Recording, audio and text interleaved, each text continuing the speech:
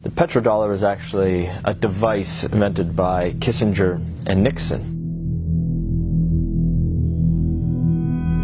The standard of living of all Americans can be traced back to here, the vast oil-rich deserts of Saudi Arabia. In the early 70s, after the Arab crisis happened with the oil embargoes, OPEC basically tripled the price of oil to the Western world. And at that time, America realized that they were vulnerable because they were importing about 70% of all the oil they consumed.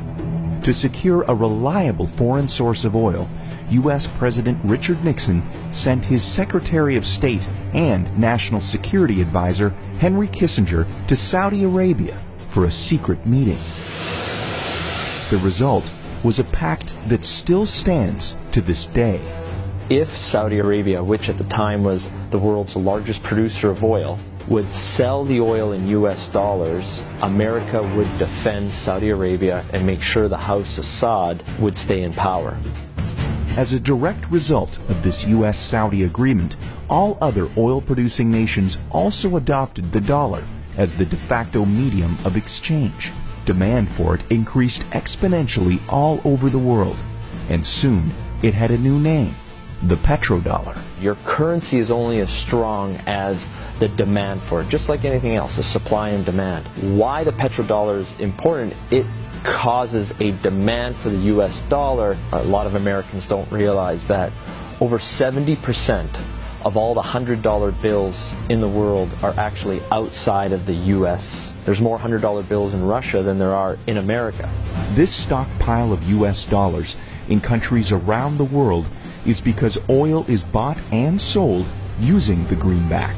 If oil starts trading in non-petrodollars, such as gold or a basket of currencies, or if China and Russia start trading in yuan and ruble rather than US dollars, that demand isn't there.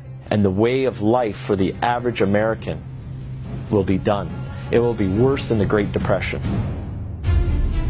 To date, anyone who's potentially threatened the status of the petrodollar hasn't fared well. Libyan strongman Muammar Gaddafi publicly pushed for a Pan-African gold-backed currency that he would trade for Libya's oil. He was killed during a US-backed revolution in 2011. And just a few short years before, Iraqi dictator Saddam Hussein advocated selling oil for euros. At this hour, American and coalition forces are in the early stages of military operations to disarm Iraq. The U.S. invaded under the guise of looking for WMDs.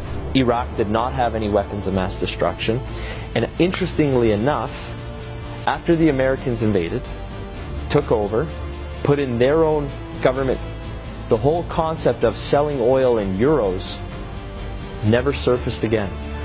Today, many countries resent the current petrodollar system, and their leading spokesperson is none other than Russian President Vladimir Putin. Americans should be very worried about what Putin can do. There is a new Cold War going on. It is the colder war. That is exactly what's going on. And who's in the center of this push? Vladimir Putin. And the petrodollar is so crucial to the colder war. The only thing holding America right now at the top is the petrodollar. And let me make it very clear. If the petrodollar dies, so does America as a superpower.